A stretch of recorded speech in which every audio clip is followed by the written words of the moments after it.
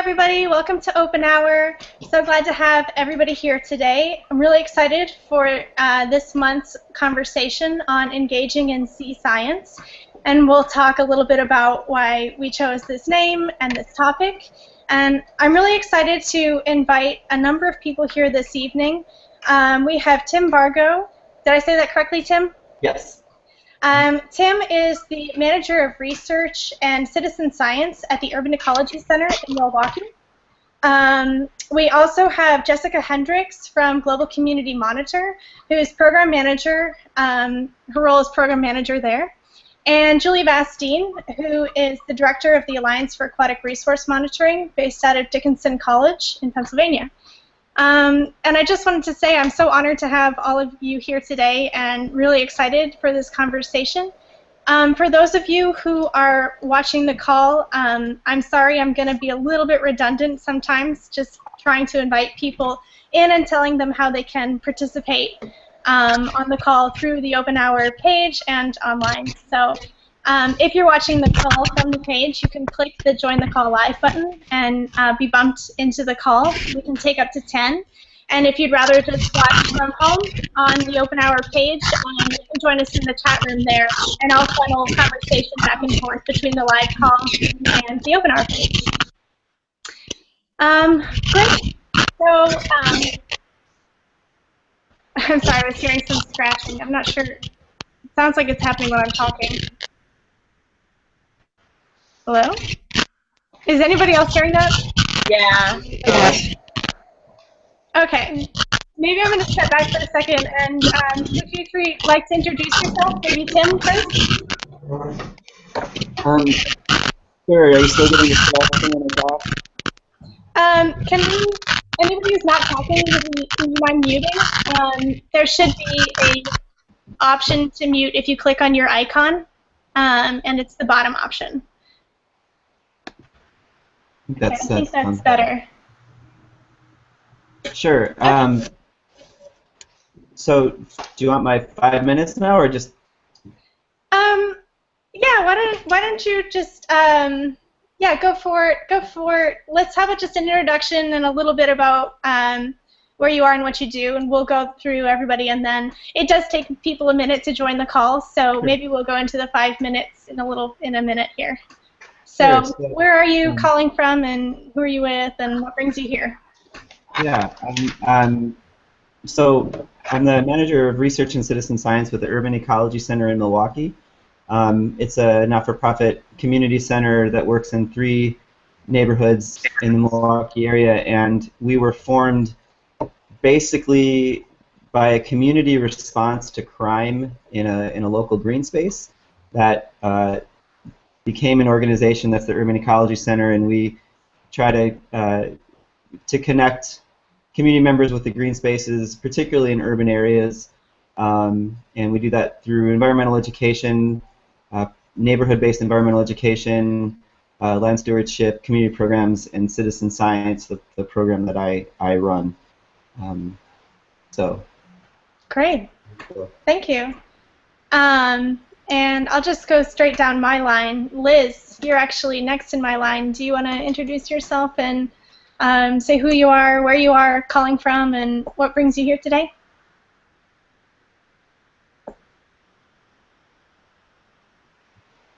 I think you just muted yourself, Liz. Hey, can you hear me? Yep.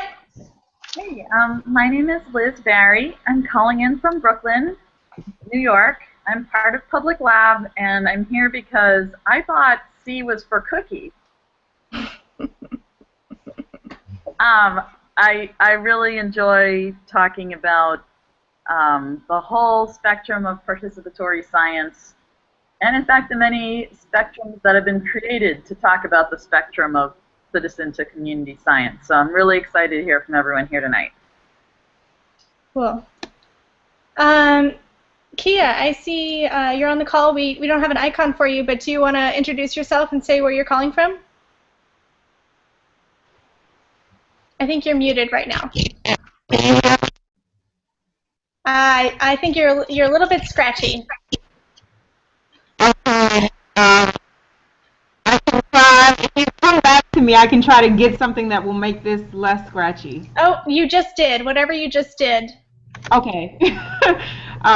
So my name is Kia. I work with a nonprofit called Machine Science in Cambridge, Massachusetts, and we do STEM work with Boston area schools, and we're working on a water science program now. It's a 3-state initiative in Massachusetts, Pennsylvania, and Arizona, where in which middle school students get to compare different types of water data and analysis. And so I got involved in, have started interacting with Public Lab because you all do so much interesting stuff, and went to a water meetup last week and decided I'd do the OpenHour this week because you just seem like a cool group. So. Cool. Thanks for joining us, Kia. Thanks. Julie?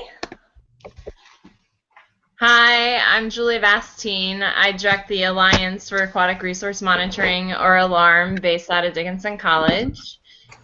We work with communities in Pennsylvania and the southern tier of New York to train them how to do stream testing. Thanks. Jessica? Sure, yeah. Hi, everyone. I'm Jessica Hendricks, and I work with an organization called Global Community Monitor. And what we do is we work with communities internationally that live on the fence line of heavy industry. So communities living right next to oil refineries, chemical plants, things like that. And we teach them how to take their own air samples, mostly focused on right now. We have explored with some other options. But we'll teach residents how to take their own air samples to be used as an organizing tool to achieve their campaign goals, right? So it's a lot about public health as well as environmental justice monitoring, basically. Great. Thank you. And David, hello. I think, are you the David in the chat room? Can you hear us? Me? Yes. Hi. Hi, no, I just joined. I'm sorry, I missed the beginning. Oh, no, you're fine. We were just saying who we are and where we're calling from and what brings us here today. Oh, my name's David. I actually do air quality myself, and I was just interested to hear what Public Lab had to say about citizen science. Great. Thanks, David. And where are you based out of? Oh, I'm in Boston. Okay. Great. So we had a couple people here. Maybe we'll just go through. Tim, do you want to give your little spiel here, and the three of us can, the four of us can get the ball rolling and some conversations on engaging in citizen science or community science? Sure. I actually do air quality myself, and I was just interested to hear what Public Lab had to say about citizen science. Sorry, who's speaking right now? Was that you, Tim? No. Okay. All right. Yeah. So I got involved in citizen science when I was a graduate student. I was doing research in a community in a foreign country, and it was really interesting when I kind of left my academic world and started talking to some community members, and found out pretty soon that most of the people in that community had a pretty negative image of us as researchers, not necessarily us, particularly us, our group, but the researchers that come to this community in general. And the gist of it was that we, as a community, they didn't feel we were really trying to interact with them, engage them in anything. And the typical pattern that they saw was that scientists would come because of the terrific natural communities they had, but bring their own help, kind of work in a little bubble, and then the results would be sent off somewhere else in some esoteric foreign journal, and there was just no sense into what they brought the community, the sense of being used for their riches and not being engaged. It was kind of the general overall sense that I got, and that's where my interest in engaging communities beyond what we're doing in an academic sense. And when I moved back to the States, I found out that there was this growing movement called citizen science that was kind of getting to where I was hoping academics could get. And I started working at the Urban Ecology Center in charge of their citizen science program. And I would say the first 8 years, we were really building up the capacity to engage volunteers in research, in working with different types of organisms, different communities, building that capacity. But it wasn't until much later that I thought, okay, this is citizen science, but it's really we're engaging community members in citizen data collection. And so initially, I thought, well, if we're talking about science, data collection is one part of science. And I really thought about this when a volunteer came to me that worked with both the citizen science research program and our stewardship program. And she said, well, if I work with the stewardship program and we clean up a river, when we look at the end, we can see the results of what we've done. But working 8 years with a bird banding program or one of your other programs, I don't really get a sense of what we've accomplished. And so our efforts really then began to engage the community in all aspects of the research process.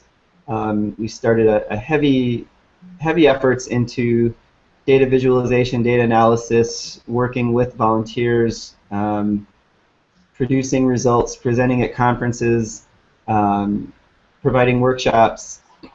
That brought in some new volunteers that didn't like to be hanging out outside, that preferred to work with computers. On the other end, we also started we've always had a professional advisory council that looks at our research, and we also then wanted to bring community members into that professional group, the community group, and realized soon that they didn't feel comfortable sitting at the same tables with some of these experts trying to advise our research. What could I bring into your snake research when I'm sitting next to the snake expert here? So, and then there's also that aspect that even if we're involving the citizens in all aspects of the data collection, we're still in control. We're still kind of calling the shots, and that is engaging volunteers.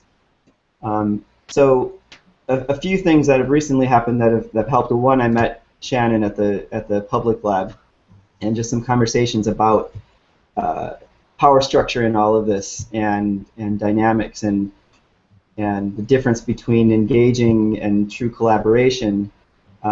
Really just started to getting me to think about how we're saying what we do, and is what we're saying we do actually the same as what the volunteers feel that they're getting out of it. And so we separated. We have now 2 advisory groups. We have the professional advisory group and the community advisory group. And the first few meetings with the community advisory group were very sobering, because what we thought, again, they were getting out of our research was nothing at all what they told us. And what we thought was going well with our research, they thought was not going well. And there was this huge communication gap.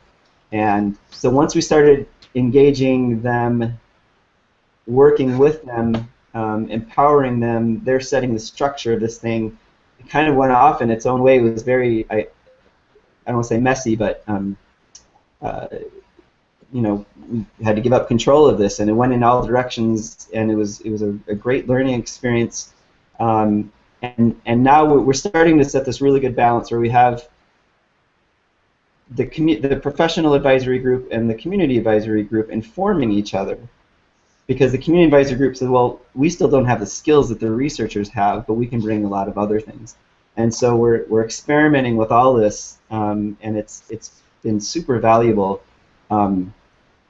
and like I said, we're kind of shifting from engaging volunteers to our goal is to create a collaborative space where all of these stakeholders have equal opportunity to move science forward, to contribute. And it's just been a really wonderful learning experience, and it's still a huge work in progress. So that's kind of what we've been doing. Great, thank you. That was really helpful to hear a lot about not just what you've been doing, but the dynamic changes in your program as a result of learning collaboratively. That's really interesting, and I think a lot of reasons why there's been conversations within the public lab community about having this discussion. How do we learn from proper engaging and learn from people in terms of what are they looking for, and how do we work together to find those answers? So yeah, thank you. I'm just gonna sidebar for a second. I noticed we have some people who are watching and not in the live call. We have 2 spots open still in the live call if anybody wants to go to publiclab.org/wiki/OpenHour and join us on the live call. Also, there's a chat room on that page if you'd rather remain anonymous and type in questions or comments. I can receive them on that chat page and share them in with the group. So, Julie, do you want to go next? Sure, that sounds great. So, like I said before, I'm Julie Bastien with the Alliance for Aquatic Resource Monitoring, and we have been engaged in the field of sea science for over 29 years. I personally have been blessed with the opportunity to work with communities in scientific data collection for 14 years in the aquatic volunteer monitoring movement.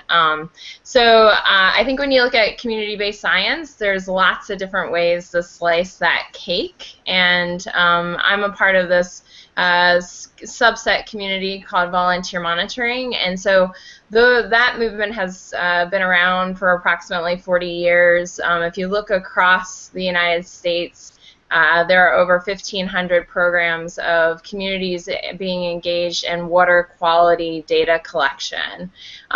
Specifically at the Alliance for Aquatic Resource Monitoring, we've had 29 years of playing with different models of engaging communities in different ways of collecting and analyzing water quality data.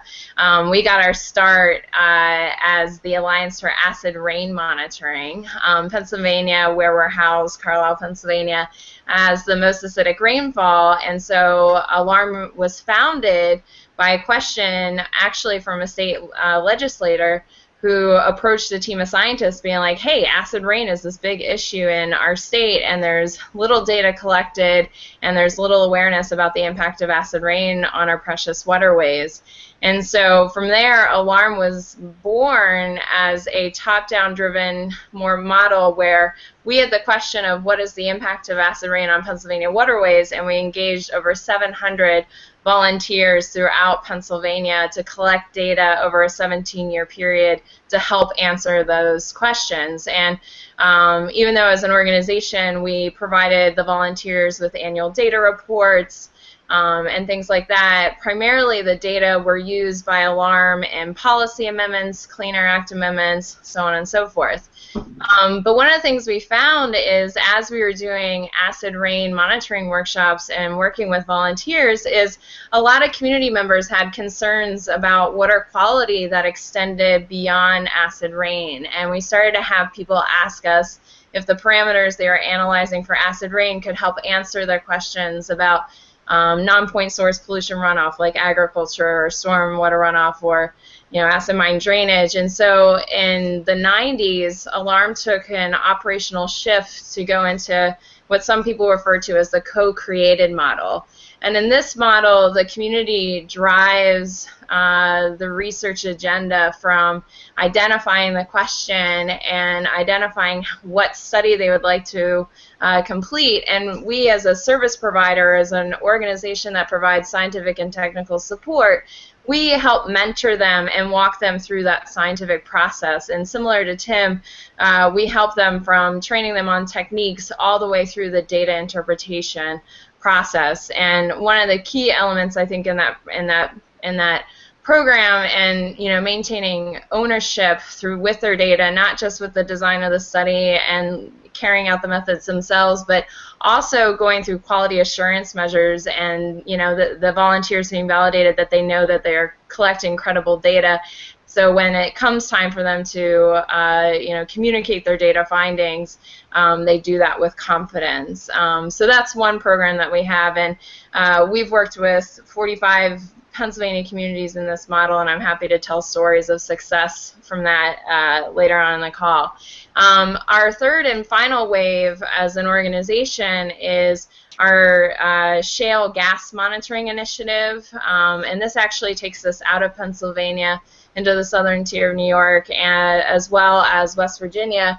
And with this model, it's a hybrid of the two approaches we took with acid rain, and then our watershed technical assistance model, where we have a standardized protocol. We ask the question, what is the impact of hydraulic fracturing on Pennsylvania's small streams? And then we have populated the research agenda with what parameters the communities will collect, but then the communities have ownership of their site locations, and the onus is absolutely on the community to interpret and understand their data, so that when they find a pollution violation, that they're calling it in to the proper authorities. So with that, it's a very challenging training environment, because with our other program, we have anywhere from 2 months to 2 years to help people understand the data that they're collecting. But with our shale gas program, as volunteers are out in the water getting their conductivity measurements or doing visual observations, they have to be able to have that confidence to know that their data are of a certain outlier or whatever that could possibly indicate a reportable event, because it's the volunteer themselves that have to call it in to our regulatory entities. So we have lots of lessons learned about, collaboration and, models and things like that. I think at the end of the day, we have a couple mantras in our office when it comes to community-based science. One is making sure that the community is driving the research agenda, whether or not it's shale gas impacts or whether or not it's looking at non-point source pollution runoff in their watershed, but making sure that the community is coming to the table saying, I have a concern and I want to investigate this issue in my local waterways. Another mantra that we have in our office is all data of known quality have a use.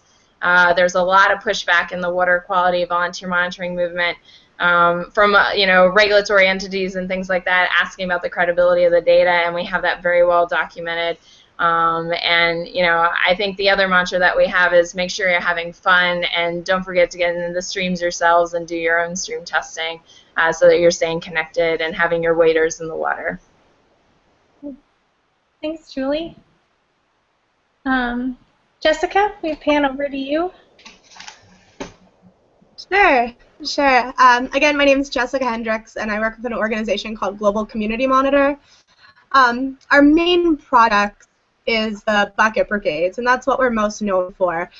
The idea is that it empowers community members to collect their own data when and where they want to.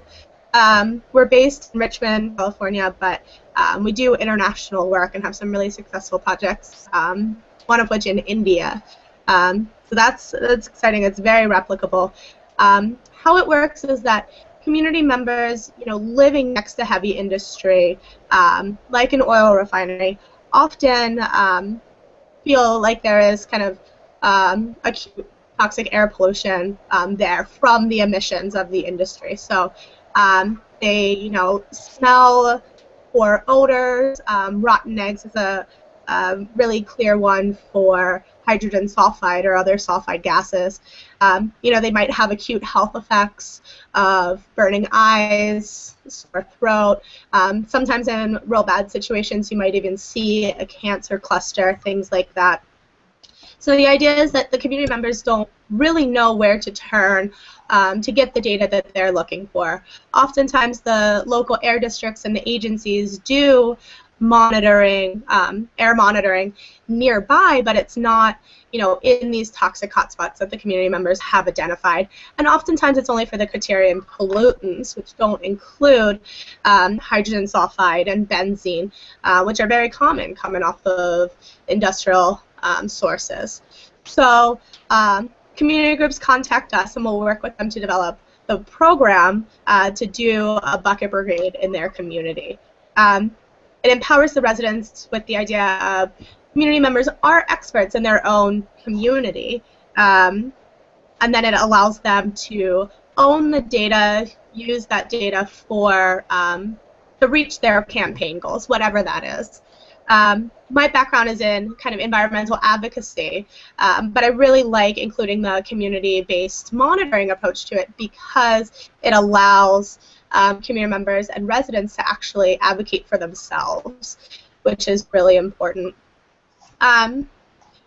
We've also kind of branched out onto water monitoring and things like that, but air right now is our big focus, and we do VOCs, sulfurs, PM 2.5, PM10, diesel, heavy metals, things like that. And the idea is it really levels the playing field for residents to talk about their own air quality with regulators, with the company, legislators, really folks in authoritative positions. I've seen, you know, community members talking about, you know, with goals, right? Some folks want to shut down the facility. Some folks want the facility to actually, or the company to give them a fair market value for their homes so that they can afford to leave and move into a cleaner, safer environment. But I think the majority of folks really just want to open lines of communication and be honest about it. We often find that, you know, everyone's telling residents the air's fine, you have nothing to worry about. So they just want to know, you know, what is in the air that they're breathing so that they can make informed decisions for their health and the health of their families.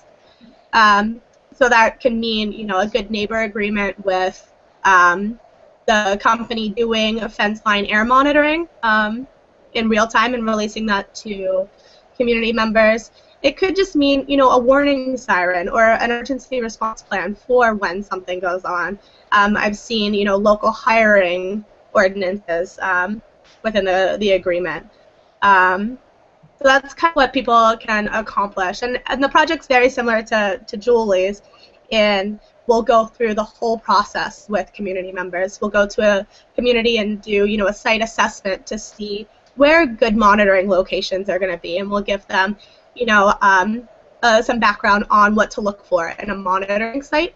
Oftentimes, you know, if we are doing the VOCs and the sulfur monitoring, we'll just build the monitoring device with them in a classroom training, teach them the basics of air pollution 101 so that they know what they're talking about and know how to talk about it. And then, you know, do the technical assistance in how to use the air monitor. Quality control and quality assurance is a big piece for us. That's where we get a lot of pushback from the company and from agencies is, you know, these community members aren't scientists. How can they, how is this data credible? So we'll go over a pretty extensive QA/QC protocol with them to make sure that they understand how not to contaminate a sample. You know, you don't want to take an air sample next to somebody who's smoking a cigar, things like that, and really go over how to make sure to not contaminate the sample, as well as the chain of custody issues, I think is another big part, to have that paperwork squared away and really credible. Once the sample is shipped off the lab, you know, we'll get the results back, and then we have a contract with a biochemist who interprets that data and you know, relates it to different health-based standards. And we'll go over that raw data and then the interpretation with the community members. So some of our really long projects, have a complete understanding of what that data means. And some of the new projects, are still trying to learn how to look at that raw data. After that, we'll follow up with a lot of advocacy depending on what their goals are, who they want to target on this. We'll help them with talking points to take to the Board of Supervisors or City Council, do a fact sheet so that they can pass out to their community members. And then in some of our bigger projects, we'll actually issue a full-on report which gives the background on the community, highlights the great things about it and the people that are living there. And then we can use that even on a national level. I think with hydraulic fracturing is something that we did a lot of work on and actually got a peer-reviewed journal article published about our sample results. And then it was really exciting because we did a lot of national work on that, both in the communities. The community members were doing it themselves, advocating for on their own behalf, and then we were doing it on a national level of how to, or create stricter policies on a national level. And the report was actually cited in the New York State fracking ban. So it's really exciting to kind of see that work pay off. And then, community members are collecting the science, but they're doing it for their own behalf, and they're doing it to protect their health and the health of their families. So there's a huge kind of buy-in factor on them on that. So that's kind of the brief overview, and again, I can tell you, success stories and lots of challenges over the years later in the call. Great, thank you all, and thank you for kicking off a really awesome discussion. I know I was piling up questions as everybody was speaking, but I'd love to encourage people to submit your own questions. So it's not just all me. So if anybody listening or on our chat has any questions, I can feed them into the call. But does anybody or experiences you'd like to share with your work, thoughts that you have roving about some of these issues?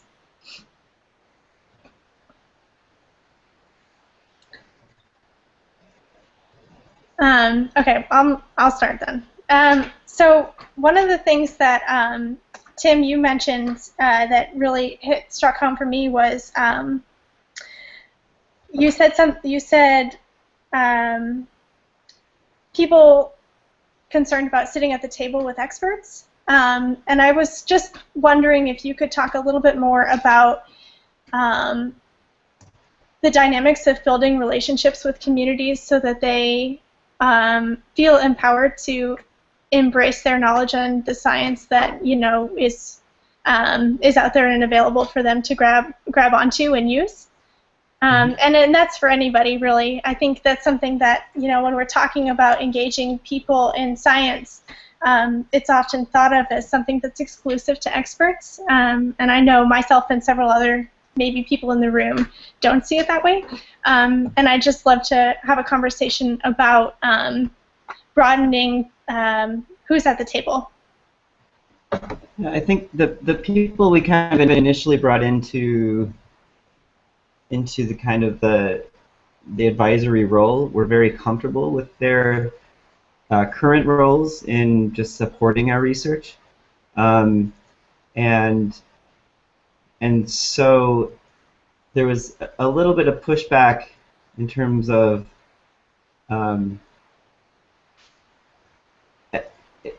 I think there was a thought that all of a sudden we would ask them to play the role that our professional partners played, and the thought of, well, am I supposed to start coming up with questions and I don't know how to do this?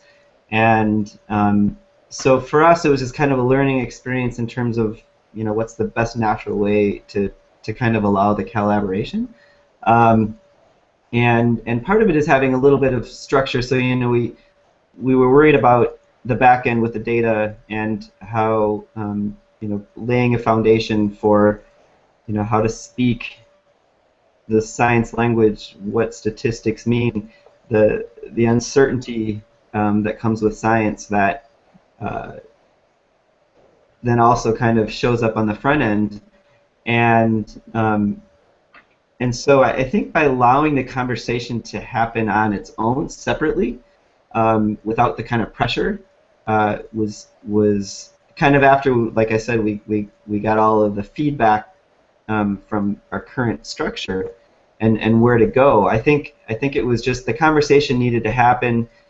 For the most part, we were gathering people that were part of the programs for a long time, and they trusted us, and I mean, they were very comfortable in telling us, being super candid, which in some cases felt like they were punching us in the gut, but in some cases it was the perspective that we really needed, because up until that point, really all the power was still with us and with the professional group, and it's kind of slowly evolving now, and some of the questions now feel comfortable asking there's a lot of interest in climate change, and is any of our research, that the data they've collected, going to help in looking at climate change debate? And that was an easy hook to start looking at our long-term database of weekly bird walks that have been going on for 13 years, and that led to a quick study that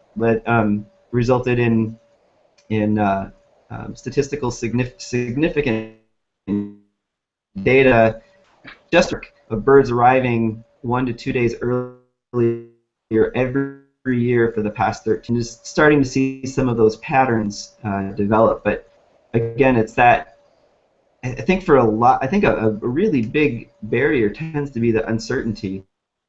And one of the talks trust in science that increased with engagement, but then when we really got into the co-created movement, co-created areas, the trust actually went down a little bit once the uncertainty of ecological research started to come in, and you're not proving anything, you're looking at patterns, and that was a kind of amorphous, it's hard for a lot of us to understand. So just allowing the conversation to happen and starting to understand the complexity of it all was huge, and that's the direction that we ended up taking. Great, thanks. Did anybody else want to feed into that question or have other questions or thoughts? Yeah, I mean, I could add in something, Stevie, if that works. I think that bringing people to the table, or how you engage communities, can really be quite diverse depending on, what your question is and what the community question is. I have an example of that where, the Antietam Watershed Association is a group that we work with and have worked with for close to a decade, and we were referred to them through another partner entity that was like, hey, there's this Watershed Association, this community group that has a lot of water quality concerns, and they're struggling with how to document, what the different impacts of industry and land use are on their streams. And so for us, it was about, going to their meetings, listening to their concerns, letting them know a little bit about who we were, but it really wasn't until the third or fourth meeting that they're like, hey, maybe stream monitoring is something that we should do, and how can you help us with that? So I think from that kind of vantage point and how their study was created, it was, making sure that they were driving that study. And I think with the confidence factor, something, and I'm sure folks on the call who have, done that mentoring process with communities is, at every step of the way, like especially when they were designing their study, they kept being like, well, what do you think we should monitor? And I'd have to stop every time and be like, well, what are your questions? And then they'd be like, well, we're concerned about X, Y, and Z. And then, and then it's about that give and take and making sure that throughout that whole process, they're owning, that scientific process. And Yeah, and so then by the end of the process where they have, been out in the streams, they've been collecting their data, they're coming to, the annual barbecues for the group and being able to talk about the results and then taking it that next step further to talking to township officials is really a powerful process. So there's lots of different ways you can engage communities and making sure that they feel confident in the science that they're collecting and making sure they have ownership of that. Thank you. Yeah, I'd like to just kind of build off of that. I think Julie hit a really great point with, matching or making sure that you're monitoring for the right thing, right? That's something that happens often is that, things will come back of, oh, there's no arsenic in the air, when the reality is that might not be a problem.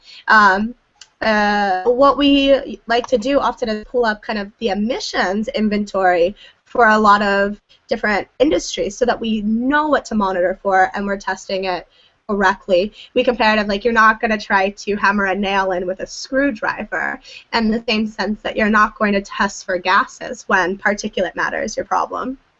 Mm-hmm.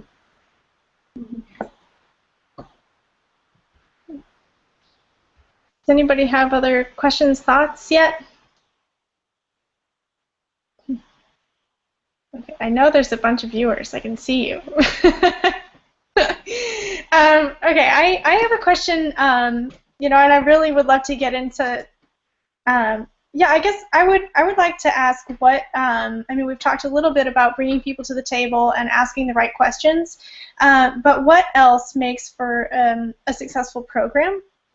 I guess anything. Like some of the things I'm thinking of is, with Public Lab, I think we subscribe a bit more to this civic science, and some of it, it's about how much people contribute and collaborate and build collaboratively together and answer questions, that they see through the community. But sometimes, like one of the questions that I have that's been posed through the organizers group on Public Lab is, how do we keep people engaged on these issues? And I think that this would be a great group to ask this to, because you come in with a community that's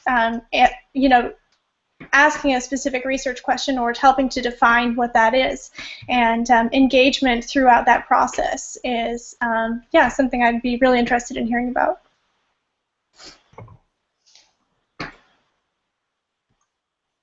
I guess I could start with that.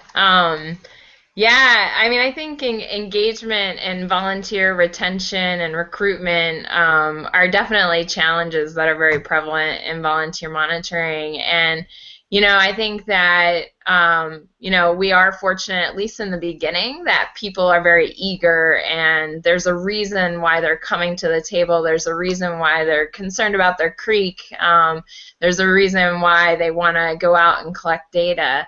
But at the same time, when we have these programs like the Antietam Watershed Association that has been around for 10 years, of the monitors that are currently monitoring today, none of them are the monitors that were monitoring 10 years ago. And, I think that with any volunteer activity, there has to be a process for recruitment, and there has to be a process for people to buy into the process, and there also has to be a point in time where volunteers have the power to be like, okay, I have monitored my stream for 4 years, I get it, I'm good to go, I want to go work on something else. And I think being sure that you're celebrating each of those achievements is really important. And this is something that we're really experiencing with our shale gas monitoring program, because I think a lot of people come to the table because, I would say a good percentage of people are coming to the table because, they hear all these mixed messages in the media. They don't know how fracking is impacting their local waterways. And some of our volunteers, have gone from pollution potentially watchdogging to baseline monitoring. And baseline monitoring isn't as sexy as catching polluters and reporting that. And so that's something that we have found being in the 5th year of that program of, you know, making sure that people still stay engaged and are still monitoring near where drilling is taking place, even though they're not necessarily capturing pollution events every day that they go out. I'm glad they're not, but, you know, it's still important that people are out there and doing the monitoring. And so, yeah, so I think it's a struggle for everybody, but good question.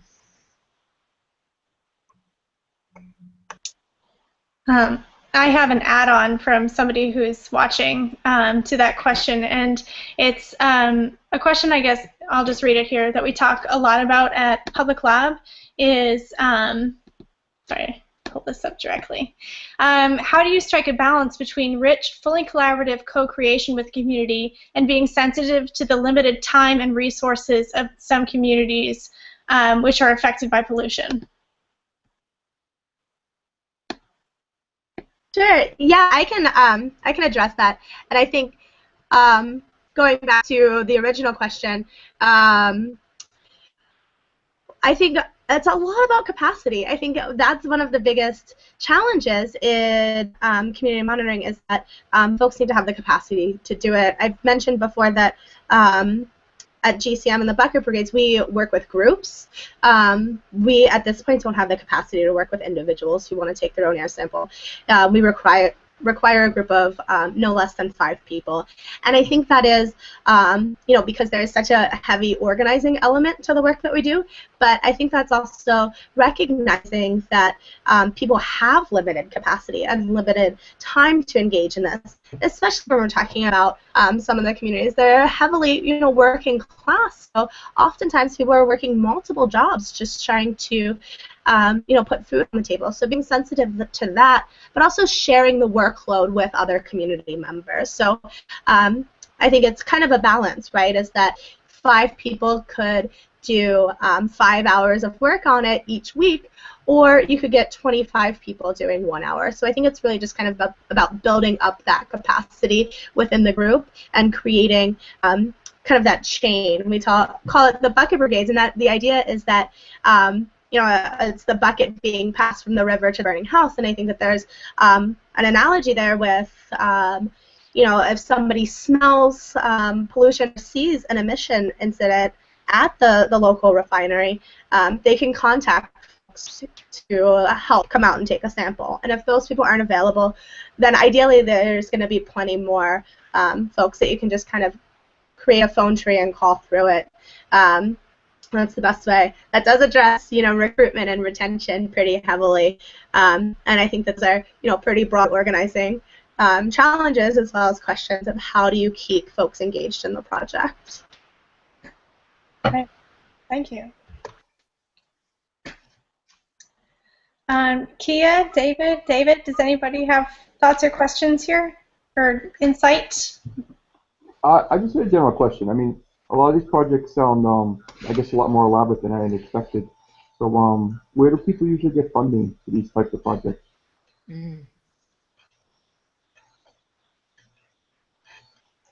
I can talk about our funding structure if that's helpful. Yeah, we are funded through very diverse funds. We're housed out of Dickinson College, and we employ students. We have 10 to 14 students that work with us during the school year.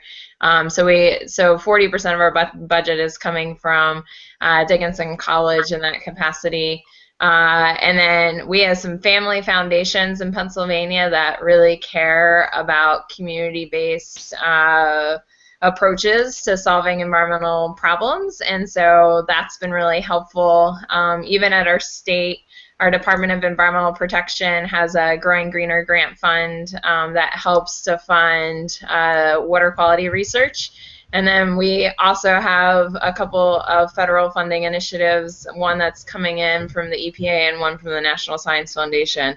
But yeah, it definitely requires piecemealing together lots of funding sources. But we have seen in our almost 30-year history that there's an increase of numbers of foundations and government initiatives that are looking to fund citizen science projects, and so that's actually been very helpful these past couple of years in raising funds.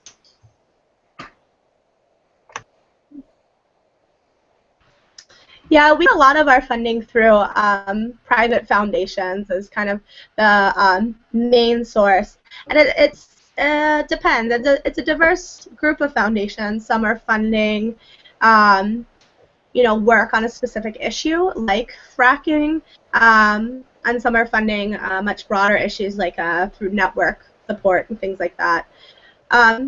Another interesting kind of way we get our funding is through contracts, is what we call it, and essentially that's a community group contacts us to do a bucket brigade, and they have already secured funding, so we'll work with them on a budget to come up with how to cover sample analysis.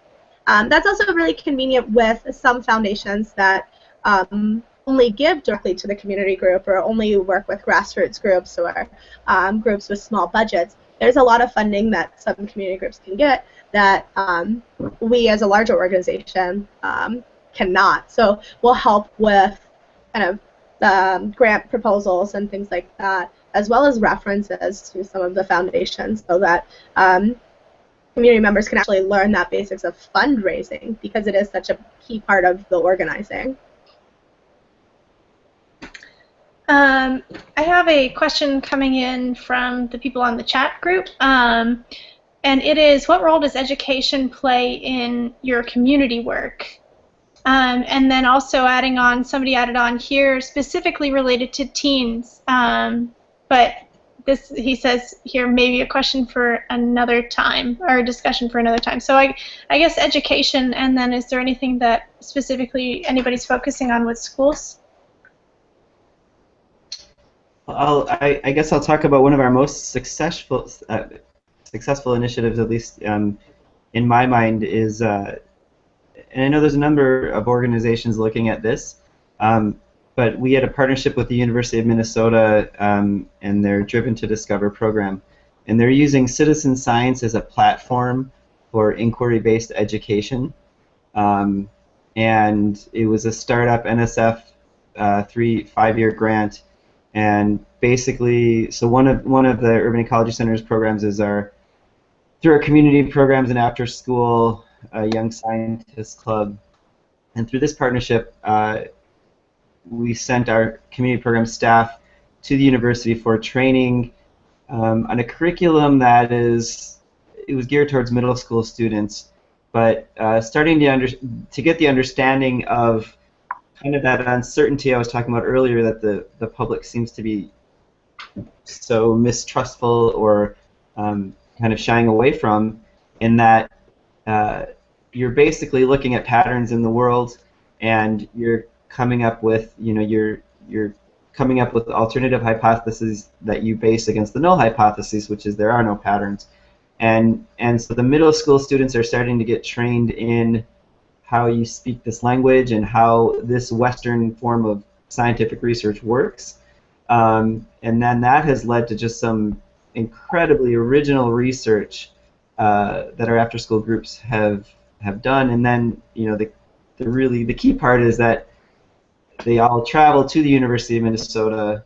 So for our kids, it's getting in a van, it's driving 350 miles away, staying in a hotel.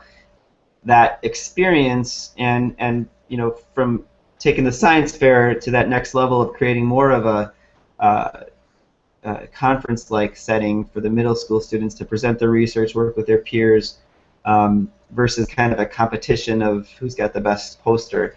And you really see in a team of scientists different personalities shining through. Some are much more comfortable speaking, some were much more comfortable in putting the poster together, and it's just been an incredibly enriching experience combining that educational component to citizen science. We're trying to take some of that aspect and move it to our adult volunteers. But it's been a great program, and it's Karen Oberhauser at the University of Minnesota. So I think it's been a really good example of education and citizen science mixing. Thank you. Does anybody else have a tune-in on that one? Sure. I just launched a Bucket Brigade project with a group of high school students. We do have 2 teachers that to point people on it, which is really helpful. I find that working with youth is challenging because of the advocacy element of it, and it does kind of become frustrating to me sometimes when foundations always want us to do work with youth. That's something that we get all of the time is, what are you doing with youth? And at a certain point, it's like, well, can't we just leave the kids alone and let them do their own thing? But it is a challenge, and I think having that teacher is really quintessential for this project, to work with the students and develop that out as something more of a curriculum. One of the projects is they're going to take the results, and do presentations in their science class. So it covers kind of that requirement for them to do the presentation, but it also, allows them to share their experience with their peers, and I think that that's really helpful. That's something that I relied heavily on the teacher to organize and identify the opportunity. Thank you. Well, I mean, we're getting close to the hour here, and I just, before we wrap up, I have two things. One is I'd really love to hear, I guess, some lessons learned or some advice moving forward with people who are engaging with or thinking about engaging with citizen science projects. And the other thing is, before, or when people leave, if you have resources that you would suggest, or books, or web pages, anything that people could look at on this topic, to edit the OpenHour page and put them in there below this conversation so that we can all share on these resources as well. So if anybody has a great success story or words of advice, I'd love to hear about it. I guess I could start. I think collaboration is absolutely one of the key ingredients to success.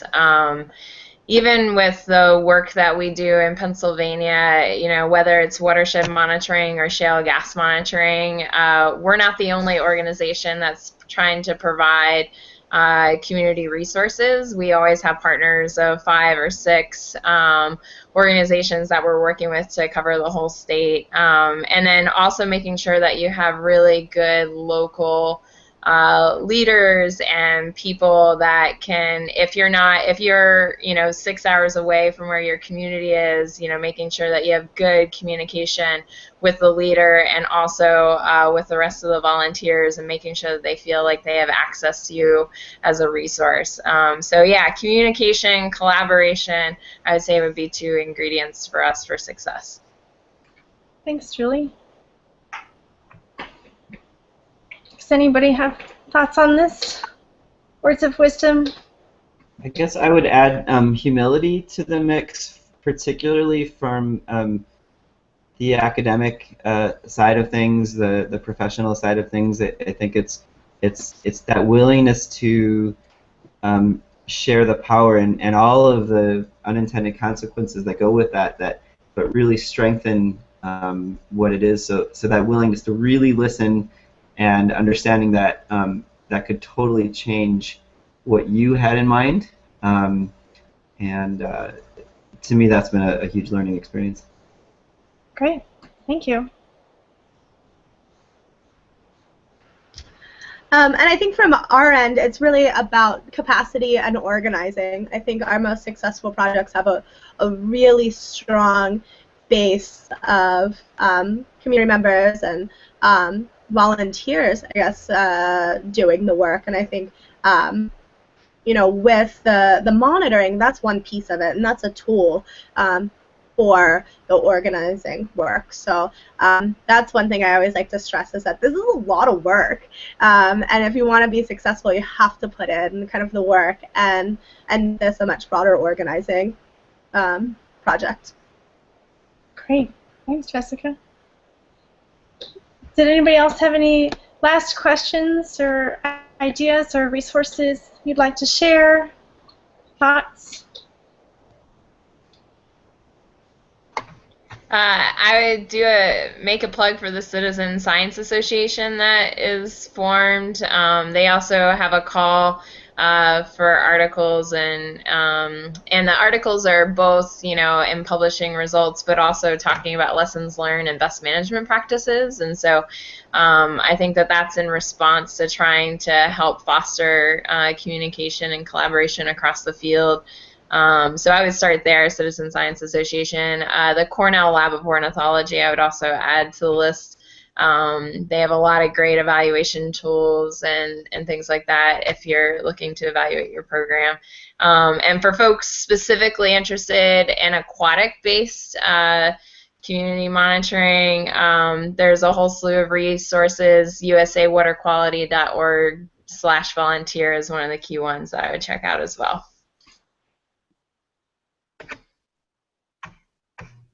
Got it. Okay. I'll be putting it on the page. Thanks. Does anybody else have anything? This is Kia. I had the thought that a lot of the time, even though it wasn't discussed explicitly, that the communities that we're referring to, that there's a history of exclusion there, and so the importance of recognizing the history that's led whatever community you're engaging to be in the situation of not owning the power, you know, the electrical company or whatever the company is, but instead being in a position of trying to fight for participation in the discussion, in a place at the table, because usually there's a history there that's significant and that people want to be recognized. So. Yeah, and I think absolutely you're right, Kia. This is something maybe we haven't touched on in this call, is the environmental justice aspect of a lot of these, where these come from. And I'd love to have a whole open hour about environmental justice and engaging. Does anybody have thoughts on Kia's thoughts or question?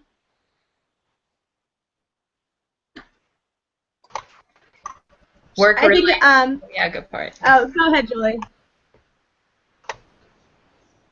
You got it, Jessica. Go for it.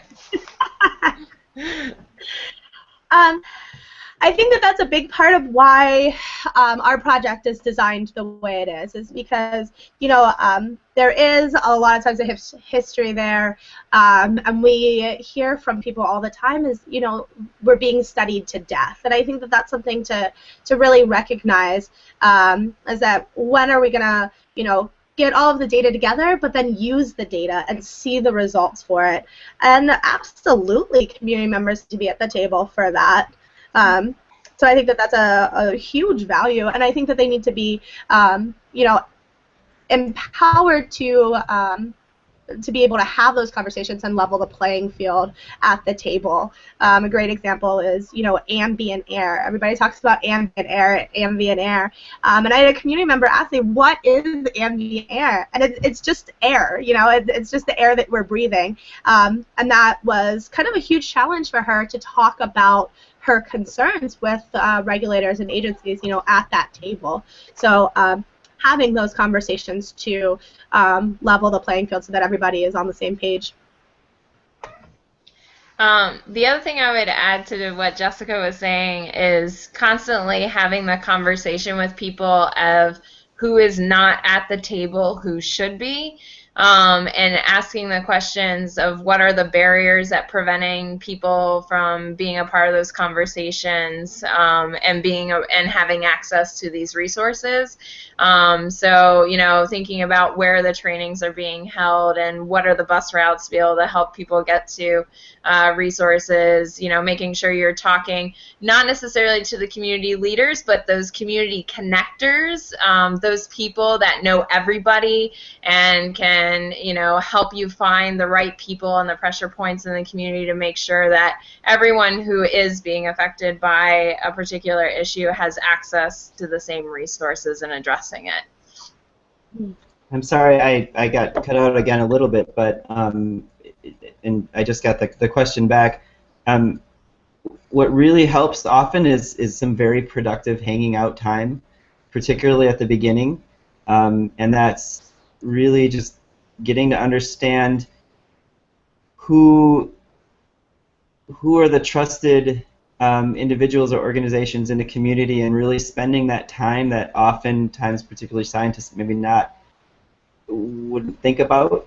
So going out to lunch, going out to beers, whatever it is, and really kind of understanding, like you're saying, the barriers and some of the other things that are what the community really needs. And the other thing is with the Citizen Science Association too is that was one of our biggest questions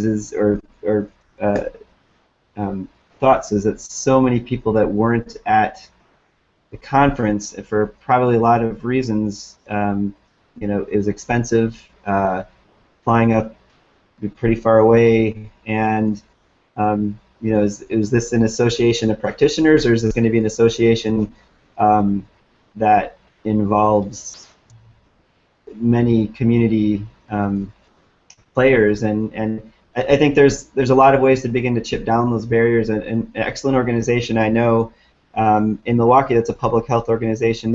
Anytime they write grants, they write in budget lines for their community scientists to present at conferences, and then also giving them the support. And so I think that was the biggest observation, was the absence of so many players at that conference. And I think we can do a lot to help with that, and to make that conversation, the national conversation, more accessible to more groups. Thank you. Kia, did you have anything you wanted to weigh in on here too? It was a really great question. Thank you for it. Not anything. There wasn't a specific thing. I just, when you talk, for example, about communities that have for a long period lived in a place where there is a toxic dump, or where there are persistent and historic issues related to water quality and air quality, oftentimes those are communities that are marginalized along multiple fronts, and there's a history, because community is really, I mean, what we're talking about, even we're using the word community, but community, I don't know, in the sort of strictest Marxist terms, we're not talking about the owners of modes of production. I mean, we're talking about people who are situated in a particular place. I mean, we're not talking about going to the neighborhood of the person who owns the factory, and so that's that has to do with class and economics. And so we're talking about including people who are not included, and that's structural in a lot of ways. So that's all. Yeah. Huge challenge. Yeah. Well, this is an hour, and I promise always to not hold people past it. So I am happy to stay on, and the call line is open. But if people want to drop off, that's great. But before you do, I think next month is Public Lab's 5th year anniversary, and so we will be doing an open hour around that. So I'd love, join us next month. It'll be an earlier call. We rotate to account for our friends in other time zones. But join and check out the Public Lab page and keep up with what we're doing on this call. And I'll leave this open, but thank you so much, everybody who's come and joined and shared and helped us learn a lot today. And I'll be posting your resources, and if you have any others, please edit the wiki page. It's editable, and you can post anything on there that might be useful for other people who are thinking about this topic. So thank you. Thanks for having us. It was fun. Thank you. Great. Thank you. Thank you. Thanks. Thank you.